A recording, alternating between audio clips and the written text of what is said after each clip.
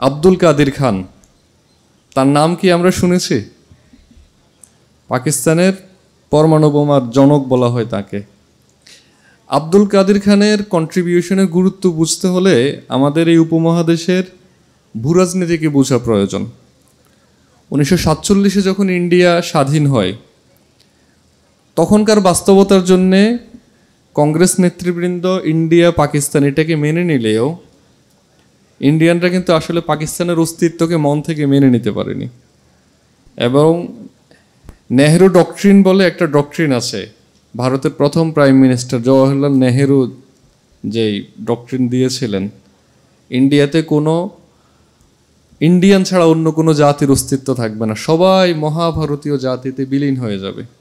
আর এটার অংশ হিসেবেই একটা সময়ে আমরা দেখি 1947-এর পরপরই তারা কাশ্মীরের বিশাল অংশ দখল করে নিয়েছে, তারা হায়দ্রাবাদকে দখল করে নিয়েছে, 70-এর দশকে আমরা দেখি তারা সিকিমকে দখল করে নিয়েছে।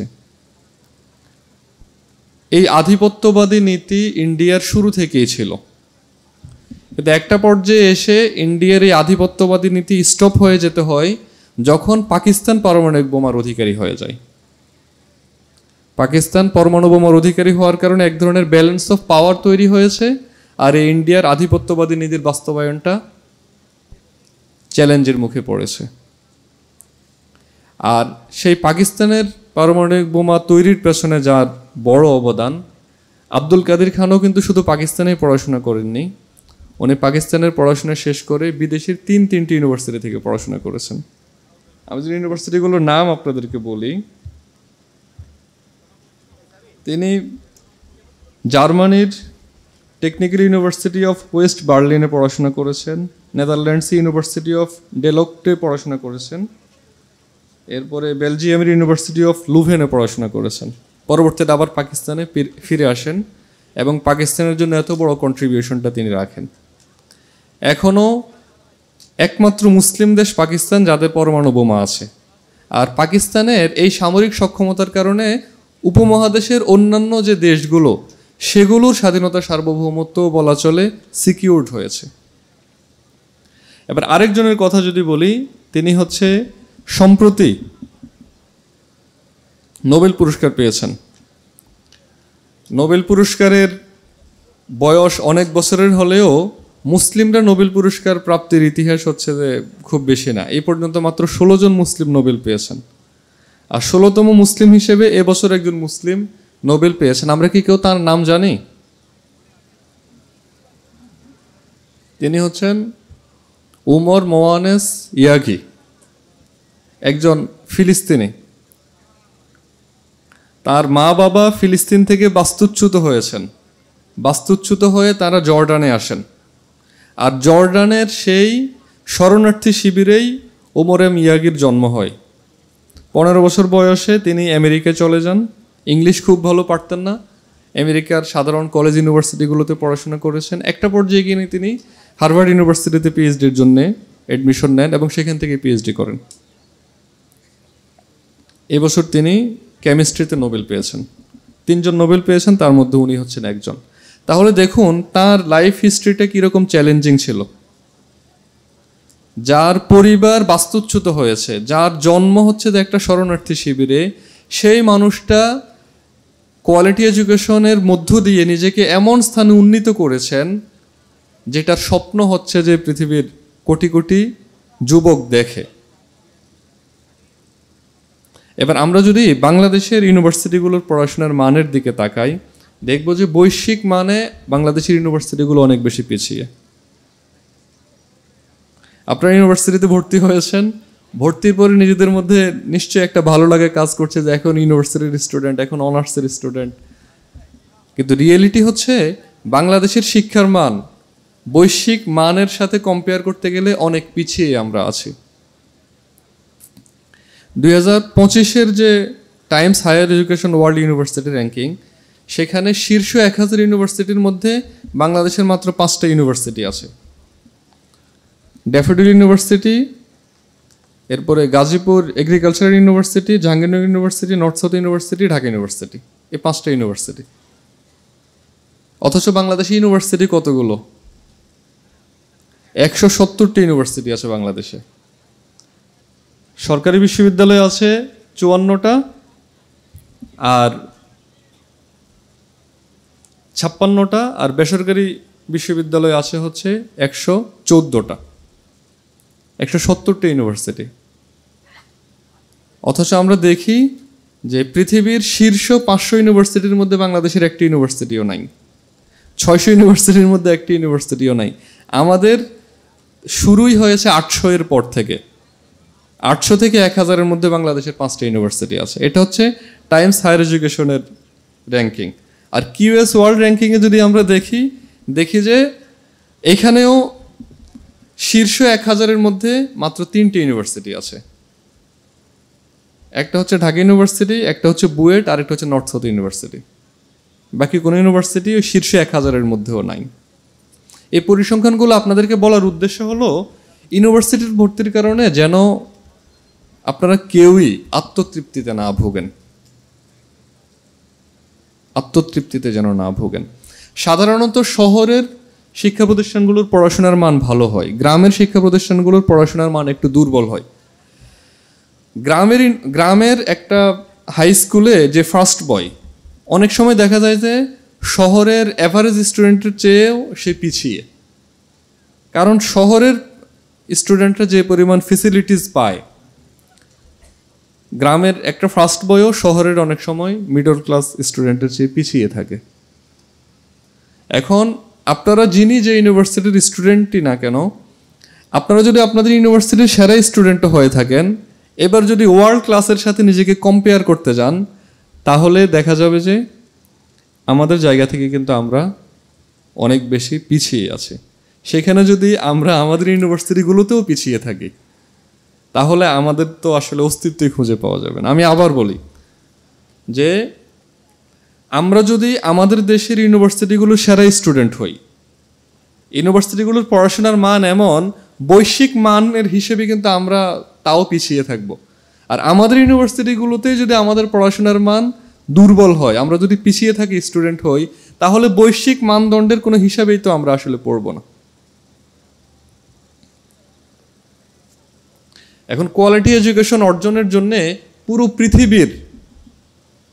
পৃথিবীর দরজাই তো আমাদের জন্য উন্মুক্ত। আপনাদের প্রতি আমার প্রথম পরামর্শ থাকবে, আপনারা যেন আত্মতুষ্টিতে না ভোগেন।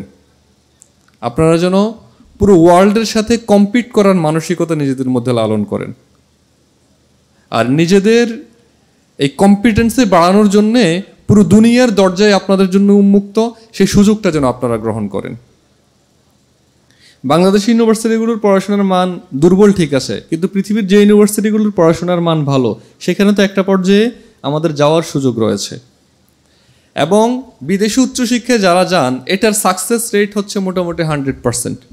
আজকে আপনাদের এই প্রোগ্রামে আসার আগে একটা হিসাব করছিলাম যে গত 5টা বিসিএসে সাকসেস রেট কত। 44তম বিসিএসে আবেদনকারী ছিল 3,50,000, এখান থেকে হচ্ছে রিক্রুটেড 1690 জন, মানে সাকসেস রেট হচ্ছে 0.48%। গত 5টা বিসিএস এর মধ্যে সবচেয়ে বেশি প্রার্থী ছিল 43তম বিসিএসে, 4,35,000 ক্যান্ডিডেট ছিল, যেখানে রিক্রুটেডের সংখ্যা হচ্ছে 2,064 জন, আর সাকসেস রেট হচ্ছে 0.48%। সেম গত 5টা বিসিএস এর হিসেবেই আমরা দেখি যে সাকসেস রেট হচ্ছে বিলো 1%। অথচ বাংলাদেশের স্টুডেন্টরা কমনলি সিভিল সার্ভিসের জবের প্রতি খুব বেশি ফ্যাসিনেটেড, এবং এটার জন্য অনেক স্টুডেন্ট নিজের রাত দিন উজাড় করে দিয়ে পড়াশোনা করেন, চেষ্টা করেন। সেখানে আমরা সাকসেস রেট দেখি 1%-এর চেয়ে কম। কিন্তু বিদেশি উচ্চশিক্ষায় যারা যেতে চান, আমি আমার অভিজ্ঞতায় যেটা দেখেছি, বিদেশি উচ্চশিক্ষা যাওয়ার চেষ্টা করেছেন কিন্তু যেতে পারেন নাই, এরকম আমি কাউকেই দেখি নাই। হয়তো কেউ একটু দ্রুত যেতে পেরেছেন, কারো যেতে একটু বেশি সময় লেগেছে, কিন্তু এখানে সাকসেস রেট হচ্ছে অলমোস্ট 100%। তার মানে বাংলাদেশি ইউনিভার্সিটিগুলো থেকে আপনি যাই শিখেন না কেন, আপনি এখানে অনার্স শেষ করার পরে, এখানে মাস্টার্স শেষ করার পরে দুনিয়ার সেরা সেরা ইউনিভার্সিটিতে পড়াশোনার সুযোগ কিন্তু আপনার রয়েছে। এবং আপনি যদি এখন থেকে সচেতন থাকেন, তাহলে ওই ইউনিভার্সিটিগুলোতে যাওয়াটাও আপনার জন্যে অনেক বেশি সম্ভবপর। সম্মানিত ভাই ও বোনেরা, এখন নিজের এই কম্পিটেন্সি বাড়ানোর জন্যে, দুনিয়ার সাথে কম্পিট করার জন্যে প্রথমত যেটা প্রয়োজন সেটা হচ্ছে আমাদের চিন্তাটাকে শেপ দেওয়া প্রয়োজন। আমি যে পুরো দুনিয়ার সাথেই প্রতিযোগিতা করছি, নিজের মধ্যে ওই মানসিকতাটা তৈরি করা প্রয়োজন। আমাদের জামাল নজরুল ইসলামরা আর এফআর খানরা তো পুরো দুনিয়ার সাথেই কম্পিট করে নিজেদের শ্রেষ্ঠত্ব প্রমাণ করেছেন। তাহলে সেই শ্রেষ্ঠত্বের প্রমাণ কি এখনকার সময়ে আমাদের পক্ষেও দেওয়া সম্ভব নয়? সম্ভব। দ্বিতীয়ত যেটা, আপনারা এখানকার বাস্তবতায় যতটুকু কোয়ালিটি এডুকেশন গ্রহণ করার সুযোগ রয়েছে সর্বোচ্চটুকু গ্রহণ করার জন্য চেষ্টা করুন, যেন আপনি আপনার ডিপার্টমেন্টের, আপনার ইউনিভার্সিটির সেরা স্টুডেন্ট হতে পারেন। এটা বলা সহজ, কিন্তু এটা আসলে করে দেখানোটা অনেক বেশি টাফ। কিন্তু যদি আপনারা সিরিয়াস হন, সিনসিয়ার হন, এটা পসিবল ইনশাআল্লাহ। তৃতীয়ত যেটা, ইউনিভার্সিটির ফার্স্ট ইয়ার থেকেই রিসার্চের হাতে খড়ি হওয়া প্রয়োজন। আপনার ডিপার্টমেন্টের যে টিচাররা রিসার্চ ওয়ার্কগুলোতে বেশি যুক্ত, এরকম টিচারদের সাথে ইউনিভার্সিটির ফার্স্ট ইয়ার থেকে আপনারা যুক্ত হয়ে থাকতে পারেন, তাদের সাথে থেকে কাজ শিখতে পারেন। অনেকগুলো কোর্স থেকে হচ্ছে যে রিসার্চ শেখার সুযোগ আছে, সেখান থেকে শেখার চেষ্টা করতে পারেন। আপনার অনার্স লাইফে অন্তত কয়েকটা আর্টিকেল পাবলিশের জন্য চেষ্টা করতে পারেন। টিচারদের সাথে থেকে তাদের সাথে কো অথার হতে পারেন। গবেষণার জগতে একটু বিচরণ শুরু করা প্রয়োজন ইউনিভার্সিটির ফার্স্ট সেমিস্টার থেকে। এটাকে পারা যাবে না ইনশাআল্লাহ? ফোর্থ যেটা, সেটা হচ্ছে লাইক মাইন্ডেড রিসার্চার আরও যারা আছেন তাদের সাথে কানেক্টেড হওয়া। যদি আপনার এই কানেকশনটা থাকে তাহলে আপনি এই জার্নিতে টিকে থাকার শক্তিটা অন্যদের কাছ থেকে পাবেন এবং নিজেও অন্যদের মাঝে শক্তির এই সঞ্চারণ ঘটাতে পারবেন। একা একা তো আসলে লম্বা পথ চলা কঠিন। মানুষ একা একা দ্রুত চলতে পারে, কিন্তু একা একা লম্বা পথ চলাটা কঠিন কাজ। আর আমরা যে স্বপ্নের কথা বলছি, এটা তো হচ্ছে যে লাইফ টাইম লেগে থাকার মতো বিষয়। লাইক মাইন্ডেড অন্যান্য মানুষজনের সাথে যদি আপনার যোগাযোগ থাকে তাহলে আপনার এই জার্নিতে টিকে থাকাটা আপনার জন্য সহজ হবে। আমাদের দেশের সামগ্রিক পরিবর্তনের জন্য আমাদের নিউ জেনারেশন ইন্টেলেকচুয়াল লাগবে, আর সেটা আসলে আমাদের নিজেদেরকেই এক একজনকে হয়ে উঠতে হবে। আর সর্বোপরি আমরা আধুনিক যে উপকরণগুলো সেগুলো ব্যবহার করার জন্য চেষ্টা করব। এই বিষয়গুলো যদি আমরা পারি, আশা করা যায় বাংলাদেশের যে ইউনিভার্সিটিতেই আমরা পড়ি না কেন, একটা পর্যায়ে গিয়ে আমরা নিজেদের কোয়ালিটিকে বৈশ্বিক মানে উন্নীত করতে পারবো এবং পুরো পৃথিবীর সাথেই আমরা প্রতিযোগিতায় অবতীর্ণ হতে পারবো। বাংলাদেশের যে সামগ্রিক বাস্তবতা, আমাদের দেশটা তো আসলে অনেক বেশি পিছিয়ে। আমাদের সবগুলো সেক্টরে অনেক বেশি করার মতো কাজ রয়েছে, আর সেই কাজগুলো যদি করতে হয় তাহলে আমাদেরকে কম্পিটেন্সি অর্জন করতে হবে। বিদেশে পড়াশোনা করতে যাওয়ার যে স্বপ্নের কথা বলছি, সেটা কিন্তু নিজের একটা আয়েশি জীবনযাপনের জন্য নয়। জামাল নজরুল ইসলামরা যেরকম কোয়ালিটি অর্জন করে দেশে ব্যাক এসেছেন, দেশের জন্য কন্ট্রিবিউট করার চেষ্টা করেছেন, সেই স্বপ্নটা যদি আমরাও লালন করি তাহলে আশা করা যায় আমাদের কম্পিটেন্সির দ্বারা দেশ উপকৃত হবে, জাতি উপকৃত হবে এবং আমরা দুনিয়া এবং পরকাল দুই জায়গায় এটার জন্য উত্তম প্রতিদান পেতে পারবো ইনশাআল্লাহ। সম্মানিত ভাইয়েরা, তাহলে আমি যদি সামারি করি, প্রথমত যেটা, আমরা যেন ইউনিভার্সিটিতে ভর্তি হয়ে আত্মতৃপ্তিতে না ভুগি, আমরা যেন নিজেদের কম্পিটেন্সিকে ম্যাক্সিমাইজ করার জন্য চেষ্টা করি। দ্বিতীয়ত, পুরো দুনিয়ার জ্ঞানের ভাণ্ডারই আমাদের জন্য উন্মুক্ত, আমরা যেন নিজেদের ক্যাপাসিটি বাড়ানোর জন্যে এই সুযোগটুকু গ্রহণ করি। আর নিজেদের ক্যাপাসিটি বাড়ানোর যে যাত্রা, আমাদের উদ্দেশ্য যেন হয় এই দেশ এবং জাতির জন্য আমরা কন্ট্রিবিউট করতে চাই, সেটার জন্য নিজেদেরকে কম্পিটেন্ট করতে চাই।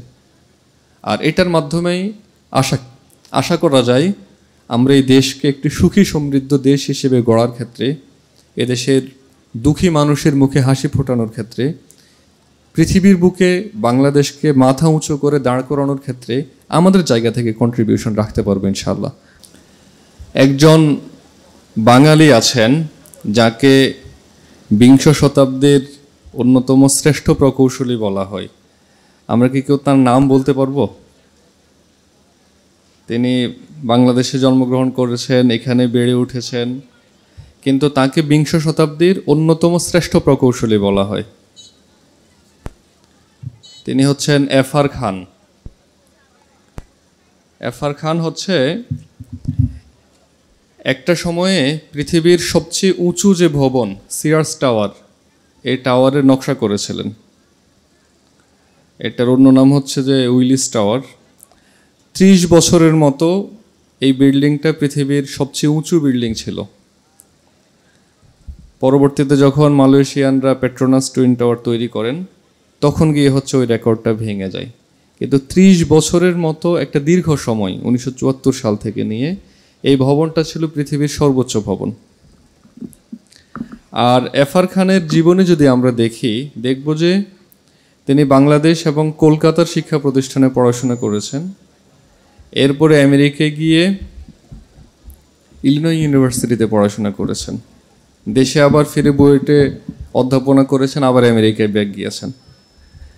এই যে এই মানুষটা আমাদের এখানকার শিক্ষা ব্যবস্থারই আউটকাম, কিন্তু একটা পর্যায়ে গিয়ে উনি নিজের কোয়ালিটিকে এমন একটা পর্যায়ে উন্নীত করেছেন, পৃথিবীর শ্রেষ্ঠ প্রকৌশলীদের একজন হয়ে গেছেন। আপনাদেরকে আরেকজন বাঙালির কথা বলি, তিনি হচ্ছেন ডক্টর জামাল নজরুল ইসলাম। পৃথিবীর শ্রেষ্ঠ পদার্থবিজ্ঞানীদের কথা বলা হলে সেখানে তার নামও আসে। জামাল নজরুল ইসলামও এদেশেই পড়াশোনা করেছেন, পরবর্তীতে কেমব্রিজ ইউনিভার্সিটিতে গিয়ে পড়াশোনা করেন, সেখান থেকে আবার বাংলাদেশে ব্যাক করে এখানে দীর্ঘদিন অধ্যাপনা করেছেন। তিনি মহাবিশ্বের উৎপত্তি, ব্ল্যাক হোল, এই বিষয়গুলো নিয়ে বিস্তর কাজ করেছেন। তাহলে এখানকার আলো বাতাসে বেড়ে উঠে এই ডক্টর জামাল নজরুল ইসলাম পৃথিবীর শ্রেষ্ঠ পদার্থবিজ্ঞানীদের কাতারে নিজের স্থান করে নিয়েছেন। এবার দুজন বিদেশি সায়েন্টিস্টের কথা বলি। একজন হচ্ছেন